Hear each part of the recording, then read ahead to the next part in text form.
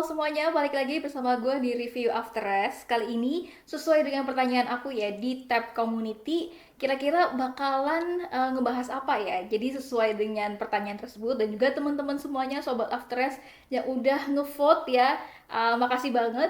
Dan hasilnya itu ada 34% soal Toprak, dan juga ada 60% soal Marc Marquez. Tapi kali ini aku bakalan ngebahas Toprak dulu ya, Toprak dan juga Yamaha, baru besok kemudian kita akan ngebahas soal Marc Marquez. Sebelum kita bahas Toprak, ini ada flash news dulu ya dari Maverick Viñales dan juga Paducah Jorge Lorenzo. Jadi Maverick Viñales ini dan Jorge Lorenzo ini berkolaborasi untuk MotoGP 2026. Maverick Viñales ini meminta ataupun memilih ya Jorge Lorenzo sebagai pelatihnya di MotoGP 2026. Maverick Viñales bilang ini dia berharap dengan kehadiran Jorge Lorenzo menjadi pelatihnya ini, dia bakal banyak belajar dari Jorge Lorenzo dan juga improve di setiap aspeknya. Karena Viñales ini juga percaya kalau misalkan Jorge Lorenzo ini punya pengalaman yang banyak banget ya di MotoGP, dan juga kemampuan Lorenzo ini bisa membuat Viñales akan percaya diri nantinya di MotoGP 2025. Dan tentunya target dari Jorge Lorenzo dan juga Maverick Viñales ini berkolaborasi supaya Maverick Viñales ini berada di top posisi lagi ataupun menjadi pembalap terdepan lagi nantinya di MotoGP 2026. Oke, kita doakan saja kolaborasi antara Maverick Viñales dan juga Jorge Lorenzo ini berjalan dengan lancar ya. Kita lanjut ke Toprak ya. Ternyata guys, ini Toprak ternyata deket ya sama tim Ducati gitu. Karena waktu kemarin kita lihat di video dokumenternya Ducati ya di Inside Ducati Lenovo, ini beberapa kali tuh Toprak memang ada di kesempatan gitu ya di timnya Ducati. Bahkan Toprak ini juga sempat ngobrol sama bos Ducati yaitu Gigi Dalikna. Apa sih yang diobrolin? Jadi waktu kemarin bos Ducati dan juga Toprak ini saling ngobrol gitu ya di sela-sela MotoGP Valencia 2025 gitu. Karena kan Toprak memang lagi mempersiapkan untuk tes Valencia, tapi dia juga datang di saat gelaran balapan MotoGP Valencia 2025 kemarin.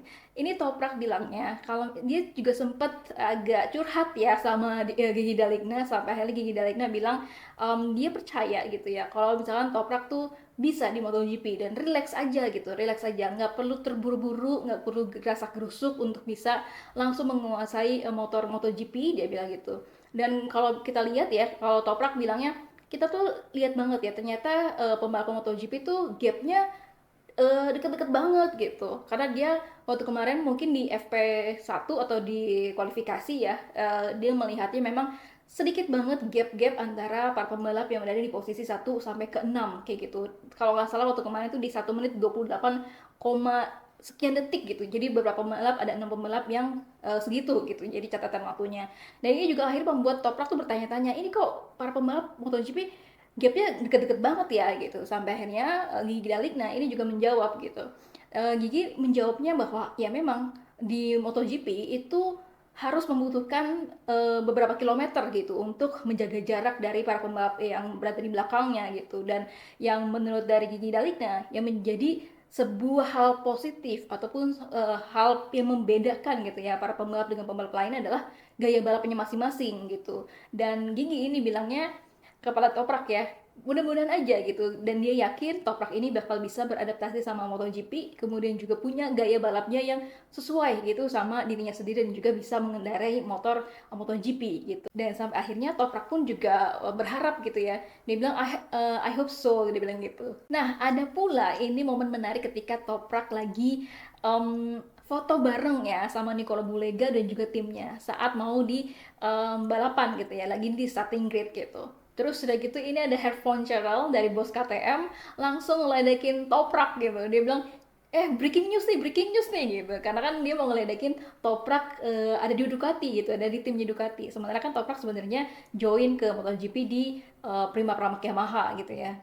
Dan kita lihat juga waktu kemarin itu Toprak sempet meluk juga ada Davide Tardozzi. Ternyata tuh Toprak sama teman-teman Ducati gitu ya, tim Ducati dan juga bos Ducati itu deket ya ternyata. Gue pikir ya dengan dia masuk ke MotoGP gitu, Ducati kan sebagai pabrikan yang top gitu. Dan mungkin Toprak mungkin akan ya stay aja di Yamaha gitu ya, di box Yamaha, tapi ternyata enggak. Di MotoGP Valencia 2025 kemarin Toprak ternyata jalan-jalan juga gitu ke box Ducati.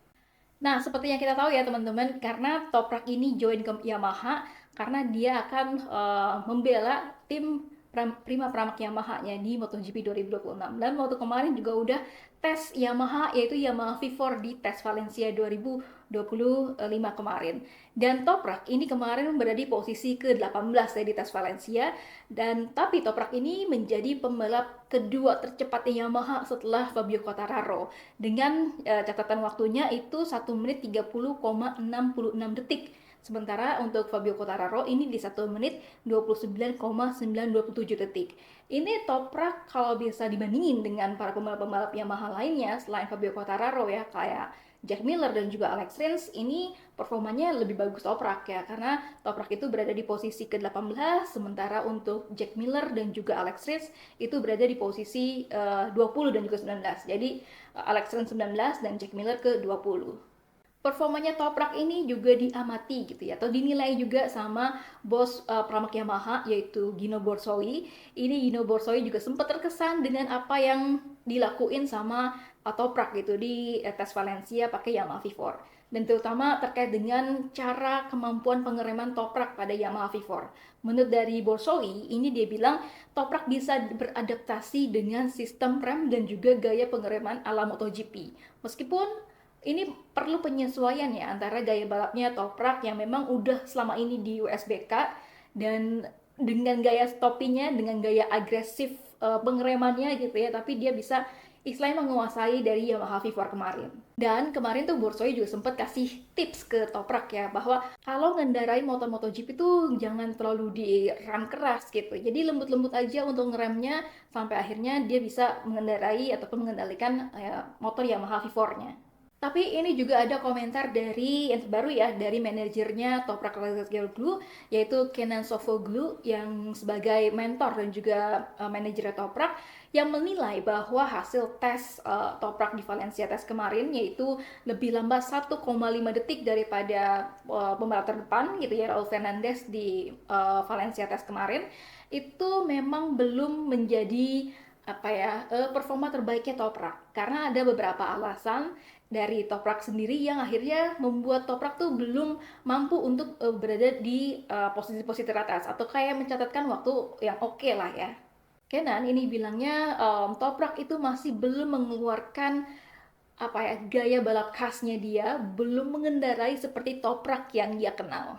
Dan Kenan bilang di Valencia Test itu bukan Toprak yang biasanya ada di WSBK, karena ini ternyata Toprak masih agak takut-takut untuk mengendarai Yamaha V4. Bukan karena takut nggak sesuai ya, tapi ternyata ini Yamaha hanya menyediakan Yamaha V4 satu motor aja untuk Toprak. Jadi Toprak tuh bener-bener harus hati-hati supaya nggak crash, karena kalau crash kan motornya cuma satu gitu ya. Jadi dia nggak bisa pakai lagi motor Yamaha V4-nya. Jadi Toprak ini masih hati-hati, kemudian juga dia masih takut-takut ya untuk bawa motornya dan masih dalam penyesuaian pada motor Yamaha MotoGP gitu ataupun Yamaha V4.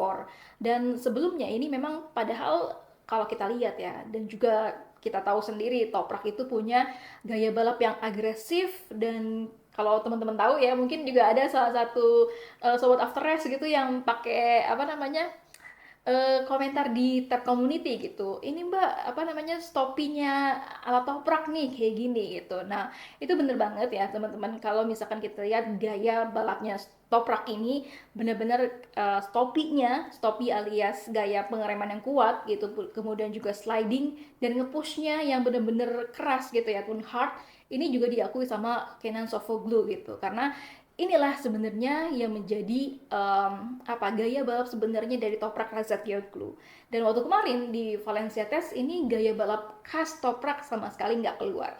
Meskipun banyak orang yang bilang gitu, oh ternyata kalau motor MotoGP itu jangan direm keras-keras gitu. Nanti ini apa bannya akan aus, kemudian bannya juga nggak akan bisa ngegrip gitu. Tapi ini menurut dari Kenan Sofuoglu, dia yakin bahwa nantinya kalau misalkan Toprak ini udah beberapa kali ikut tes di Yamaha V4 gitu ya, Toprak bakal lebih paham motornya dan dia bisa mengendarai sesuai dengan gaya balapnya, yaitu gaya balap yang agresif dan kuat banget di pengeremannya sesuai dengan World Superbike.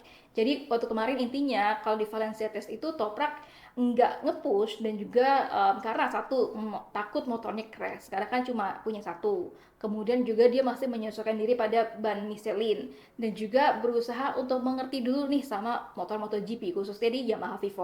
Nah, ngomongin gaya balap Stoppie ala Toprak ini, kayaknya memang ikonik banget ya buat Toprak. Ini ternyata bukan coba gaya-gayaan ya guys, ternyata ini adalah memang gaya balapnya dan juga strateginya Toprak gitu. Punya gaya balap yang late braking, kemudian juga yang brake yang agresif ya. Jadi ini strateginya ketika dia mengerem kuat gitu ya, sampai akhirnya ban belakang motornya itu keangkat ya, tapi itu ada trik sendiri jadinya. Jadi kalau misalkan bannya ke depan ya, bannya motor itu untuk memindahkan bobot ya. Jadi bobot motornya itu dipindahin dari ke belakang, dari belakang ke depan gitu. Ini pun juga supaya ban belakang itu jadi lebih ringan dan membuat toprak itu presisi ketika masuk ke tikungan ataupun ke corner entry-nya. Dan ini ya ketika Stoppie gitu ya, ketika dia ngerem ban depan gitu ya sampai ban belakangnya keangkat, ini akan membuat ban depannya itu lebih punya grip yang maksimal gitu. Makanya akhirnya ini yang dilakukan sama Toprak. Meskipun Toprak tuh bukan ngeremnya kayak ngerem mendadak gitu ya, enggak, tapi ngeremnya stopinya tuh pelan-pelan gitu ya untuk cara pengeremannya Toprak gitu. Dan gaya Stoppie ini termasuk dengan senjata andalannya Toprak gitu ya, ketika dia overtake gitu ya para lawannya atau para pembalap lainnya, karena ini mempermudah untuk masuk ke corner ataupun si dalam overtake. Dan juga ini juga yang membuat mungkin jadi tekanan psikologis tersendiri gitu untuk pembalap lawannya. Makanya ini yang benar-benar khas ya dari Toprak, yaitu stoppingnya. Tapi nanti kita lihat aja, karena kalau kita ngelihat Toprak di WSBK itu seru gimana cara gaya balapnya dia. Tapi apakah cara gaya balapnya seperti ini gitu ya, apakah benar-benar bisa sesuai dengan MotoGP? Jadi nanti kita lihat aja performa Toprak kayak gimana di MotoGP 2026. Kalau menurut kalian kayak gimana? Apakah gaya balap Stoppie Toprak ini bisa gitu ya untuk disesuaikan ataupun bisa dipakai gitu ya sama Toprak di MotoGP 2026? Komentar ya. Oh iya, untuk targetnya Toprak di MotoGP 2026 adalah dia mau setidaknya mengalahkan pembalap top Yamaha, yaitu Fabio Quartararo gitu ya. Karena kan selama ini Fabio Quartararo yang paling menonjol gitu ya di Yamaha. Makanya Toprak ini mau menjadi pembalap yang terbaik gitu ya dari semua pembalap Yamaha yang ada. Dan berarti dia harus mengalahkan Fabio Quartararo terlebih dahulu. Nah, rekan satu timnya Toprak ya, yaitu Jack Miller di Pramac Yamaha, ini juga sempat merespons positif gitu dengan kehadiran Toprak dan juga performanya Toprak di Valencia Test. Meskipun Jack Miller waktu kemarin itu bilang dia tuh nggak sempet ngobrol sama Toprak secara langsung, tapi kelihatan dari datanya gitu ya, dari performanya Toprak, Jack Miller ini cukup terkesan ya dengan apa yang dihasilkan oleh Toprak. Karena ya kita lihat sendiri ya, catatan waktunya itu juga Toprak menjadi pembalap kedua tercepat Yamaha gitu setelah Fabio Quartararo. Ngomongin soal Jack Miller ya, waktu kemarin di podcast After Race bersama Mas Albi ya, kita sempat ngomongin kenapa sih Yamaha akhirnya mempertahankan Jack Miller daripada Miguel Oliveira gitu untuk bertahan di Pramac Yamaha. Karena ternyata kan memang Jack Miller itu punya pengalaman sepanjang karirnya sebelum di Yamaha gitu ya, dia udah pakai V4 duluan gitu. Dia pernah di Ducati, dia pernah di KTM, dan juga pernah di Honda gitu. Di Honda di tahun 2016, kemudian di Ducati, dan di KTM itu tahun 2023 gitu. Nah, ini ada komentar ya dari Jack Miller terkait dengan Yamaha V4, terkait dengan pengalamannya yang berada di Honda, KTM, dan juga Ducati. Jadi, kalau Jack Miller ini bilangnya ketika dia sudah mencoba Yamaha V4, ini mengingatkan Jack Miller pada tadi rasanya mengendarai Honda, KTM, dan Ducati. Kalau katanya Jack Miller, Yamaha V4 itu mengingatkan dia pada suara ya. Suaranya itu Yamaha V4 mirip banget sama Honda dan juga KTM. Tapi kalau soal inersia ataupun kayak soal kemampuan motor gitu ya, terkait dengan perputaran mesin supaya dia bisa stabil ataupun bisa bertahan gitu, ini kata Miller mirip sama Ducati. Dan tapi Miller ini juga berpendapat bahwa Yamaha V4 ini punya karakternya sendiri dalam hal progresi torsi dan juga cara tenaga dihasilin. Ada komentar juga dari Jack Miller terkait dengan apakah gitu ya, ini sesuatu yang betul gitu ya, sesuatu arah pengembangan yang benar untuk Yamaha ke Yamaha V4 gitu ya, ataupun ke V4 dari inline 4. Jack Miller bilangnya ini adalah keputusan Yamaha yang memang udah punya potensi gitu, dan ini keputusan Yamaha gitu, karena Yamaha juga sudah melihat bahwa ada potensi besar dari Yamaha V4 dibandingin dengan mesin inline 4 ya, karena memang semua rivalnya gitu ya, tim pabrikan kan udah ke V4 semua gitu. Meskipun Jack Miller ini merespon positif dengan adanya perubahan mesin ya, dari inline 4 ke Yamaha V4 gitu, tapi memang ada sejumlah tantangan yang mesti harus diperbaiki gitu ataupun diatasi. Seperti kalau kata Miller ini terkait dengan elektronik, dan Miller ini masih banyak pekerjaan di bagian elektronik seperti akselerasi dan juga progresi, ataupun kayak delivery gasnya itu juga mesti harus diperbaiki. Karena waktu kemarin di Valencia test ternyata power dari Yamaha V4 itu belum 100% gitu. Jadi istilahnya Miller ini positif ya. Nanti kalau misalkan udah ada perbaikan-perbaikan dari Yamaha V4 dari Yamaha, ini membuat semuanya mungkin juga akan lebih mudah untuk dikendarain. Nah, untuk Toprak sendiri, Toprak ini masih belum bisa berkomentar terkait impresinya, kemudian dia mau berkomentar soal Yamaha V4 gitu ya, karena masih terikat kontrak sama BMW sampai dengan akhir tahun 2025 ini. Jadi nanti kemungkinan kita akan baru benar-benar mendengar apa kata Toprak gitu ya, dari segi teknisnya dan juga lebih detailnya lagi ya, apa kata Toprak itu di mungkin di Februari ya, di Sepang Test 2026. Oke, segitu dulu teman-teman untuk review Toprak dan juga Yamaha V4. Besok akan gue buatin lagi soal review siapa? Marc Marquez. Pasti ditunggu-tunggu ya. Segitu dulu teman-teman untuk episode kali ini. Bye-bye semuanya.